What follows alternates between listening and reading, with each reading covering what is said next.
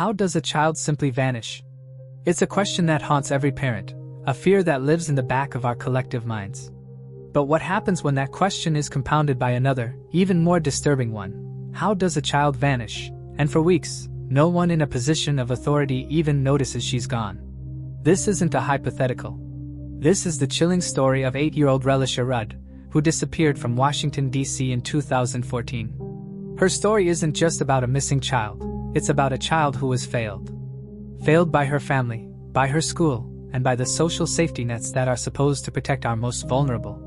To understand what happened to Relisha, we have to go back to where she lived, a place that was meant to be a refuge, but became the backdrop for a tragedy, the D.C. General Family Shelter. Relisha Rudd was born on October 29, 2005. By 2014, she was a bright, happy 8-year-old with soulful eyes and a beautiful smile. But her life was anything but easy.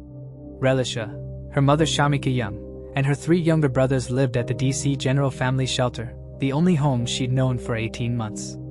D.C. General wasn't a typical shelter. It was a massive, converted hospital, a sprawling complex that housed hundreds of families, including around 600 children. It was notorious. For years, residents and advocates had complained about the deplorable conditions.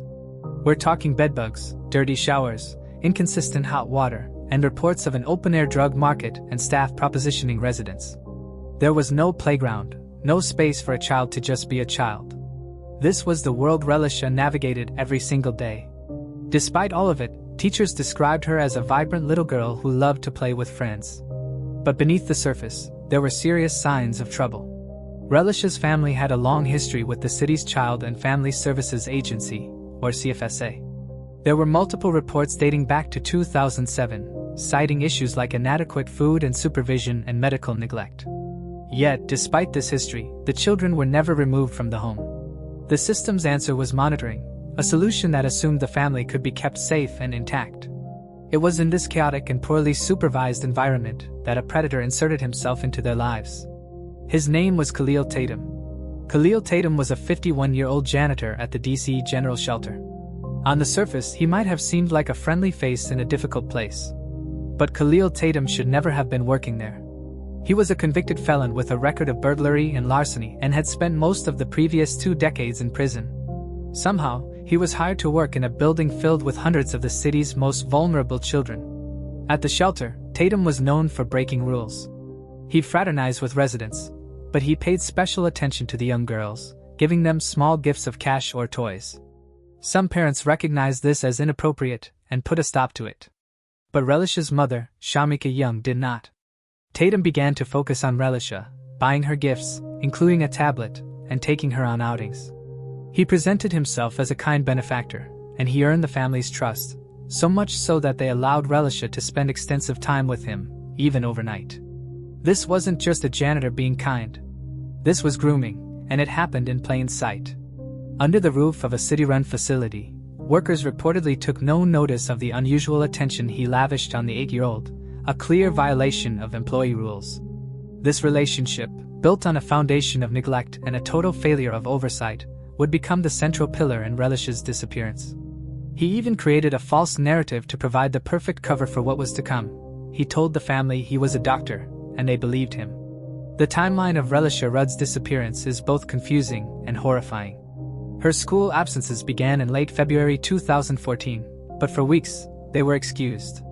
Relisha's mother provided the school with notes, signed by a Dr. Tatum, who claimed Relisha was sick. While the school believed she was ill, Relisha was with Khalil Tatum. Surveillance footage from February 26 shows her with him, walking down a hallway in a Holiday Inn Express. She looks tired. The last known sighting of Relisha Rudd alive was captured on March 1, 2014. Surveillance footage from a Days and shows her again walking with Tatum into a hotel room. After that, she vanishes. For weeks, no one at the shelter or her school saw her. Around March 10, posing as Dr. Tatum, he allegedly spoke with a school official, claiming Relisha was sick with a neurological disorder and was undergoing treatment. When the official asked for documentation, Tatum promised to provide it, buying himself more time and deepening the illusion that Relisha was safe. An 8-year-old girl was not in school. She was not at the shelter where she lived. She was with a man who was not her relative, a man lying about being a doctor. And for 18 full days, from her last sighting on March 1st to the official report on March 19th, this sinister charade worked. That 18-day gap is perhaps the most shocking part of this case. It represents a catastrophic failure on every level. Let's start with the school. Payne Elementary had a student with over a month of absences. They were receiving excuse notes from a supposed Dr. Tatum. While they accepted them at first, a school's social worker eventually grew suspicious. His visit to the DC General Shelter is what finally unraveled the web of lies, but by then, precious time had been lost. Then there was the family. Relisha's mother, Shamika Young, later claimed she wasn't under the impression Relisha was missing and was afraid to call the police for fear of losing her other children to Child and Family Services. It points to a tragic family dynamic, one fraught with instability and a deep distrust of the very systems meant to help. And that brings us to the city agencies. An internal review later revealed a staggering breakdown in communication. It's unclear if crucial information about the family's history of neglect, known to the CFSA, was ever shared with school officials. Mandatory reporters, people legally obligated to report suspected child neglect, didn't, because they assumed the CFSA was already aware. This diffusion of responsibility created a black hole of inaction, and Relisha fell right into it.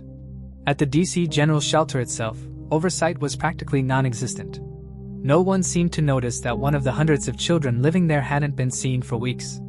The house of cards finally collapsed on March 19, 2014. On that day, the social worker from Payne Elementary arrived at DC General to check on Relisha. He quickly discovered there was no Dr. Tatum, only Khalil Tatum, the janitor. The sickening reality began to set in. Relisha wasn't just absent from school. She was missing. The Metropolitan Police Department was alerted, and the search for Relisha officially began, 18 days after she was last seen alive. An Amber Alert was finally issued, though it was initially limited to just the DC area. Police began piecing together the timeline, pulling the surveillance footage from the hotels that confirmed Relisha had been with Tatum weeks earlier. The footage from March 1st became the last proof of life.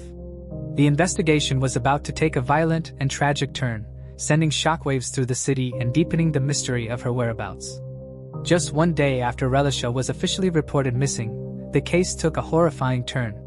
On March 20, 2014, police in Maryland made a grim discovery in a room at a Red Roof Inn: the body of a woman who had been shot and killed. The victim was identified as Andrea Tatum, Khalil Tatum's wife. Surveillance footage showed Khalil and Andrea entering the room the night before. Investigators quickly connected the dots. Khalil Tatum, the person of interest in Relisha's disappearance, was now the prime suspect in his wife's murder. An arrest warrant was issued. The search for Tatum intensified. He was no longer just a person of interest. He was a wanted murder suspect, and he was potentially with a missing 8-year-old child. The FBI joined the investigation, placing Tatum on its most wanted list. Investigators learned Tatum and his wife were having marital problems, and he had recently filed for a legal separation. The next day, March 21st, Tatum's distinctive white truck was found in Hyattsville, Maryland, but there was no sign of him or Relisha. Then, on March 31, 2014, the search for Tatum came to an end. In a storage shed in Kenilworth Park and Aquatic Gardens in D.C., authorities found his body. He had died from an apparent self-inflicted gunshot wound to the head, using the same weapon that had killed his wife. With Tatum's death, the single most important source of information about Relisha's whereabouts was gone. He took his secrets with him. With Khalil Tatum dead, the investigation shifted entirely to finding Relisha. The primary theory held by law enforcement was that Tatum had killed Relisha before taking his own life. The search became what police grimly called a recovery mission. The area where Tatum's body was found, Kenilworth Park and Aquatic Gardens, became the epicenter of a massive search. For weeks, hundreds of police, FBI agents, and community volunteers combed through the vast expanse of woods and marshland. They searched on foot, with K9 units, and from the air. They drained ponds and dug through the earth, looking for any trace of the little girl. But the monumental effort yielded nothing. No clothing, no remains, no sign Relisha had ever been there. The lack of evidence was baffling. Investigators learned that on March 2nd, the day after Relisha was last seen, Tatum had purchased a shovel, lime, and 42-gallon trash bags, items that strongly suggested he was planning to dispose of a body. Yet the exhaustive search of the park where he ended his own life turned up nothing. As the active searches wound down, the case transitioned to an ongoing investigation fueled by tips. But none have led to a breakthrough. Many advocates have pointed out that her case received little national media coverage, criticizing the disparity in attention given to a missing black girl from an impoverished family. As they note, Relisha could be anywhere, and widespread coverage is vital for someone to recognize her. Relisha's disappearance is more than a missing person case. It's a profound indictment of the systems meant to protect her. She didn't just slip through one crack, she fell through a gaping chasm of institutional negligence. First, the Child and Family Services Agency, CFSA. As we've discussed, Relisha's family had a long and troubling history with the agency. Yet, despite years of documented problems, the decision was never made to remove the children. Second, the catastrophic failure of the DC General Shelter. The facility itself was a well-known disaster. A man with a violent criminal record was hired to work directly with a vulnerable population and was allowed to groom a child with impunity. The shelter wasn't a refuge, it was a hunting ground. Third, interagency communication was practically non-existent. The school, the shelter, and the CFSA operated in their own silos. The school was initially misled by fake doctors' notes. The CFSA's knowledge of the family's history wasn't effectively shared or acted upon in conjunction with the school's reports of truancy. Everyone thought someone else was handling the problem. It was a perfect storm of neglect that left an 8-year-old girl completely unprotected. With Khalil Tatum gone, we are left only with theories. The most prominent one, which investigators have focused on, is that Tatum murdered Relisha. His violent actions, the murder of his wife and his own suicide, paint the picture of a man capable of extreme violence. His purchase of a shovel, lime, and trash bags strongly suggests a plan to dispose of a body. However, without a body, a painful sliver of uncertainty remains. Another theory is the possibility of human trafficking. Some advocates believe Relisha was being groomed by Tatum to be sold. This is fueled by the fact that she was seen with him at hotels and the significant delay in reporting her missing.